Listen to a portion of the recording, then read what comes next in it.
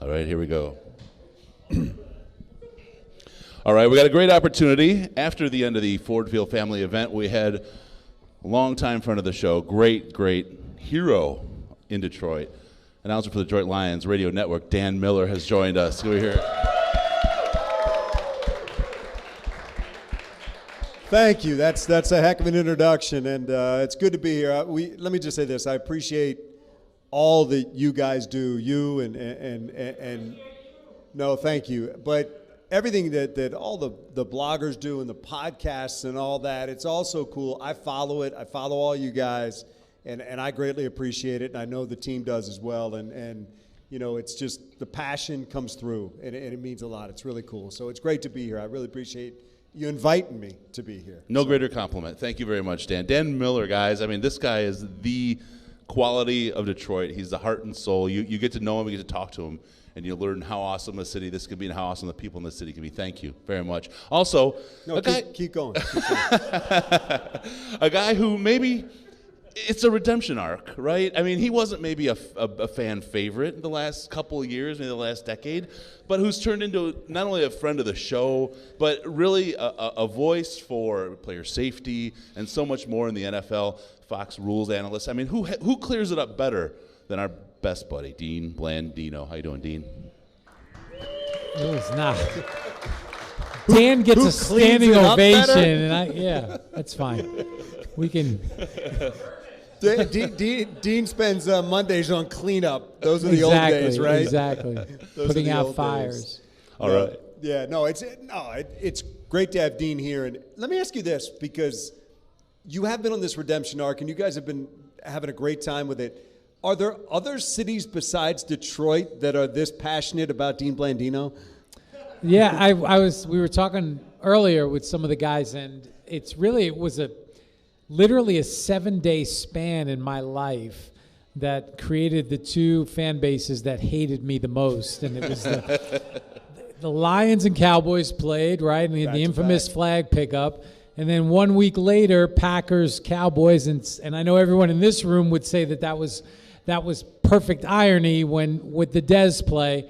And so the Dallas Cowboys is the other fan base that is very passionate about me. Was it tough when the reason that people were mad at you was because of the rules and they thought it was you, and there were times where the rule was called correctly even if the rule just made you scratch your head? You know, what's funny is that the Dez play is taken on a life of its own, but that was the right call according to the rule. The one that made me more upset was the play the week prior with the Lions, because that was a foul. The flag should not have been picked up. And exactly. And I'm not just and that my comments would be reversed if I was in Dallas right now, but it's no dummy. But that flag should have been picked up, and who knows, you know, would the Lions have won the game, they'd have a better chance. But that's what upset me more. The rule, the Dez play, that was the right ruling according to what was in the rule book. And the flag pickup was not the right call. And they missed a blatant hold before that even happened. And then, there was a million things that happened that and you and I have talked about this before. The one that always got me was, and again, this is old ground for you and me because we talked about it last time you were here. When Dez came on the field without a helmet and the defense is on the field and confronted the referee, that should have been an automatic flag. Yeah, period. coming off the bench, Dez coming off the bench without a helmet, confronting the referee, that's unsportsmanlike conduct. So it should have been a first down for the Lions anyway. And again, in the moment, it's easy for us to sit here and watch it on video and say we would have done this. But in the moment, the officials are trying to sort out what happened. They have a player in their face. Was he on the field? Was he off the field? It's tough. But, yeah, that should have been a foul. But let me say this, too, because I have had Lions coaches past and present tell me this. And these were really crazy calls at critical times. But every team in the league, Dean, has bad calls go against them. It's the best teams are able to overcome. That's it. And officials are human. They're going to make mistakes. And it tends to even out over the course of time. But, you know, sometimes there's seasons or a couple of weeks in a row where you're on the wrong end of those calls. But the thing is, the good teams just have that knack for overcoming those mistakes. And I've talked to a lot of head coaches who had young teams or their teams weren't as good, and they said, we can't overcome those calls. We're not there yet, but you get to a point where whether it's New England or Pittsburgh or Seattle that has been good for over a course of time, they have the knack for overcoming those calls. That said, we got screwed in Seattle, we got screwed in Chicago, and we got screwed in Dallas. Can I say one thing, though? Can I say it's great. I've been sitting here and I've been listening to everybody on the Lions who sucks and is not going to make the team. Now we're talking I wasn't here for that. Now we're talking about some stuff that is important. I wasn't here for that. Let me get to some of the questions that the folks have, because I have some myself, but I want to ask this. This comes from the audience. How often do officials argue and change calls during the heat of the action? It happens from time to time. What was unique about the situation against the Cowboys was that the referee made an announcement, and then there was a discussion and the call was picked up. That doesn't happen very often. But you'll see, and you watch football this year, you will see officials, there'll be an initial call, whether it's a signal for incomplete or a catch. Another official will come in, give their perspective, and they'll change that call. So that does happen from time to time, but normally it doesn't happen after an announcement has been made. What is the one realistic rule change you would make that you feel would drastically improve the league? And inevitably, it says Screw the inevitably, Lions. screw the Lions. Well, Is there something that you've argued for? Any rule change would eventually screw the Lions. It happens. It happens. Is there anything hanging out there that you feel like they should do? I did not agree with the rule change on pass interference. I feel like that's a subjective call. If it were me, I would have pushed more for something along the lines of player safety. College has the targeting rule. Yep. I would have went more towards that route with whether it's a hit on defenseless receivers or roughing the passer, something that's less subjective. That's what I would have made reviewable versus pass interference. We did see the first PI challenge last night. Yeah. What were your thoughts? What were your thoughts as you watched that unfold? I think that was an obvious call. Grabbed him by the collar. And I think a lot of the coaches and the coaches that I've talked to, I think you're going to see a lot of challenges because they want to get a sense during the preseason of where the league is at in terms of what's the standard to overturn calls. So I think you're going to see a lot of challenges during the preseason by the head coaches. Do you think that they were willing to make that change? Because I think that there's always you hesitate to be reactionary. You don't want to overdo it. But do you think they made that change, A, because it was such a public play in New Orleans with the Saints, and B, because it can be such a big play? It could be a 50-yard play. It is a significant penalty when it's called, but there's no question that rule was changed because of that play. If that play happens in the first quarter or the Saints win the game, we're not talking about this right now. There's no question. Which trick play could be run that you haven't seen? And whatever you say, New England will run it next week. Yeah, exactly. I would love to see somebody try the fumble-rooski. And so the fumble-rooski, it was a play that was used in college a couple times. Actually, the 1984 Orange Bowl with Nebraska and Miami, they used it, and it was successful. And then in '88, they used it in the Orange Bowl against Miami, Oklahoma, I believe it was, and it worked. The NCAA has since outlawed the fumble-rooski. The NFL, you can do it in the NFL, provided you don't put the ball down forward. So you still could do it. I would love to see, Tom Brady try the fumble-rooski and have an offensive lineman go for a touchdown. So who knows? We'll see. This one's from me, and I just wondered, now that you've kind of dipped into the TV world, and Fox brother here, so I certainly appreciate everything that you do. Does it give you a different perspective? Have you really kind of changed the way you looked at it, or in any way, what's been the impact of being on this side of it? There's no question it's given me a different perspective. Being in TV has taught me so much. It's been a great learning experience, and just the speed at which things happen. And when you're on the air and you have a couple of seconds to explain something, you don't have unlimited amount of time, and so you have to be quick. You have to be able to put together a clear, concise statement on what you've seen, and that to me was the biggest learning point, and it definitely gave me a new perspective on what people do in TV. I know you call it like you see it, but is it tough for you knowing what those officials go through when you have to come on and say, you know what, guys, they got it wrong? Because you've lived their life. It is tough, but I always take the stance of, look, I may disagree with the call, but I'm going to try to explain what the official is seeing, what process they're going through to make the call, what their mindset, their thought process is, and we get the benefit of slow motion replay. And the official, we forget sometimes that they see it once in real time, and they don't get to replay it in their head. And so we're all pretty good at watching the play from 8 different angles and making a call. But when you see it in real time once, it's a lot more difficult. A couple of questions here about what attracted you to officiating and a career path that got you to be the VP of officiating. What kind of pointed you in that direction? Yeah, I didn't have an interest in officiating. I played football. I loved the sport. I grew up in New York and sent my resume to the NFL. The NFL had their league office in New York, and they had an internship in officiating. So I just said, hey, I want to get my foot in the door. Started as an intern and just started to learn about officiating. Grew to love it, and that's kind of the path I took, and just kind of worked my way up the ranks. You know, I told Dean this when we were together shooting the video. Coach Caldwell spoke so highly of this guy for everything that happened and everything that you think might have gone against the Lions. Coach Caldwell, and I spend a lot of time with him doing the different things that you have to do as the play-by-play guy, the different interviews. And we would talk a lot about officiating and things like that. And he talked about people past and present that have been in this job.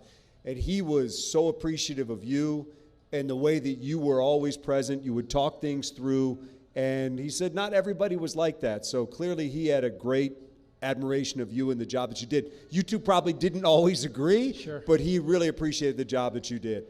No, I mean, when you told me that, it was good to hear. And Jim is a good man, and you know, it's a hard job because you're like a customer service representative, because people aren't calling you to say, hey, great job, you know, this is awesome. They're calling you to say, my flight's delayed, I need to get to Cleveland, how are you going to do that? And you have to deal with angry people sometimes and emotional people, but Jim was always, he was pretty level-headed, and I always appreciated our conversations. Do you get, I know when a team is upset with something, they'll send you a tape or they'll send you an email, whatever it is. Do you get something from every team every week, or is it not every team every week? You would get, for the most part, every team would communicate in some way. There was a system in place. There is a system in place where teams can send in up to 10 plays for their previous game and ask questions.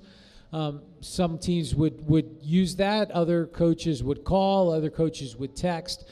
But for the most part, throughout the season, every team is going to communicate. And when they do it the right way, it's about learning. It's about, okay, my defensive back was called for pass interference. Was that the correct call? Because I need to go back to that DB and tell him that his technique was incorrect, or if it wasn't a foul, that you can keep doing that. And that's where that process was really beneficial to both the officials and the teams. Was it tough on Tuesday when you had to tell a team, yeah, we made a mistake? Yeah, it was always tough. And you would have that conversation sometimes Sunday night after the game. And you know, I have a lot of respect for Bob Quinn, the GM in Detroit, and he would email or text during the game and have a question, and he'd get pretty emotional because he's passionate about it, and it's tough when you have to tell a GM or a coach or even an owner that, yeah, we messed that one up, because there's nothing I can say on Monday that's going to change what happened on Sunday. That's just the reality. But you just try to let them, vent a little bit and understand where you're coming from, how the official could make that mistake, and just assure them that, we're going to do everything possible to make sure it doesn't happen again. What years were you in the job? You were? I was the VP or SVP of officiating from 2013 to 2016, so I had 4 seasons. Because I think one of the ones that I think best epitomized that Tuesday was Minnesota game, the Lions 0-16 season. I don't know if you guys remember the play. Lee Bodden called for pass interference. And they called Marinelli Tuesday and said, we made a mistake. And that was 3rd and forever for Gus Farad, who just heaved it down the field. They don't get that Lions probably win that game in Minnesota, which was, I think, like week 4 or 5 or something like that. But for all teams that go to those Tuesdays, that has to be difficult, and that has to put you in a tough position. The question here, speaking of mistakes, when a ref makes a mistake, say on a holding call, they are human. Do they try to make it up later? Is there a we hear in basketball about makeup calls. It depends on how much money they have on the game. It's just Oh God. That the makeup call, that's a common theme. The officials are evaluated on every play of every game, and they're graded. And so if an official misses a call, the last thing they want to do is make another shaky call to make up for the one that they missed earlier. Now they're going to be downgraded twice. So there are controls in place. I know that's a common. I enjoy some of that, the tradition and some of the other things that go into the college game. But, NFL and college, it's pretty close. Do you find the TV thing a lot less stressful because it's somebody else that's dealing with making the mistakes? It's funny. It is less stressful in a way, but if you watch my Twitter feed, what does that do for you when you're sitting there on TV telling everyone your friend was wrong? It's hard. You watch, the Saints-Rams game and that play, they messed it up. They should have made that call. But when you start thinking about the people involved and the human beings that are involved in missing that call and what is going to happen in their lives, that they're going to get focused every play, and so maybe there's a lapse in focus. They, from their perspective, from their angle, they thought the contact occurred right with the ball arriving. We obviously were able to see, based on the replay angles, that wasn't the case. So I think it was just a combination of it happens quickly on the field. From their angle, they thought that it all happened at the same time, the ball, the contact, and potentially, just a lapse in focus. But, it can happen, but you don't see misses like that very often. This is a question that goes back to last year, but the kickoff return formation changes and how they impact things. I think it's going to be interesting because everybody's kind of had a year under their belt now to see how they attack that this year. Yeah, so, that rule was made permanent. I think the league was very happy with the results. The kickoff was a play that, from a head injury perspective, the rate of injury was higher on the kick return. And so the league was concerned about that, and they looked at ways and did a good job of getting special teams coaches together to talk about different ways to attack this problem.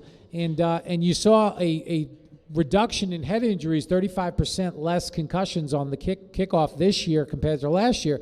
So the initial returns were good. I think we're going to see another year, and hopefully those injury numbers stay where they are or even decrease. But that was an example of the NFL being proactive, trying to impact, and create a safer play, and I think that's what we saw. What is a lobster block? Yeah, the lobster block. That's a term that's become popular. I don't know if that's the correct term because I haven't talked to a lot of coaches that use that term, but offensive holding will be a point of emphasis, and I think what they're talking about with the lobster block is when an offensive lineman reaches over the shoulder and basically engulfs that defensive player. So over the shoulder, kind of like an over-the-shoulder bear hug, and just wraps that defensive player up. And I think what you're going to see this year is that block, once that grab occurs, even if it's on the back side of the run could be to the left, and on the right side of the line you see that block, that's going to get called, where in the past, because it wasn't at the point of attack, they didn't call that. So I think we're going to see, at least initially, an uptick in holding calls, but then I think it'll regulate as the players and coaches get used to where the standard is. You've been such a good sport. Are you hopeful that this video will bring about a détente with Detroit? And do you feel like the relationship has improved over the years? I feel like I'm on the cusp. I'm really just... I so feel like after this video, you didn't worry when you ate your food tonight? You're good? No. Nobody put anything in my drink. No one put anything. And I had enough of them where you could have put something in. But I feel like I'm right on the cusp of actually making some headway, and we'll see. We'll see. It's up to these guys out here. It's quite the dichotomy. I've had a couple too there, Dean. It's quite the dichotomy here. We have what is the evil supervillain, or has been for a long time, Dean Blandino, who's been such a great He's all right. sport. Give him a round of applause. Yeah, exactly. I mean, I think it's so cool that he's sitting here. I'll tell you a story. So the Seattle game happens, okay? The batting out of the end zone and stuff like that. So we're on the bus going to the plane, and I get a call from like NFL Network or somebody who's saying, "Can you come on the radio show?" And I'm like, I really can't. I'm going to be on the bus with players and stuff like that. Probably wouldn't be a good idea. But if you fire fucking Dean Blandino, I'll come on the show with you. And then I said, I'll talk to you later. But you know what? I really appreciate him. And like I said, I know a lot of people hold him in very, very high regard. And it's not an easy job. And he's the one answering for other people making mistakes. And their mistakes are even difficult because their jobs are really hard. So I think it's great that he's here, and I think he's a great guy, and I appreciate all he's doing. Yep, thank you very much, Stan, also for joining us. Kind of the hero of Detroit, but he was also the #1 retweeter of the hashtag #FireBlandino, just so you know. All right, big round of applause for both Dean Blandino and Dan Miller. Thank you guys both.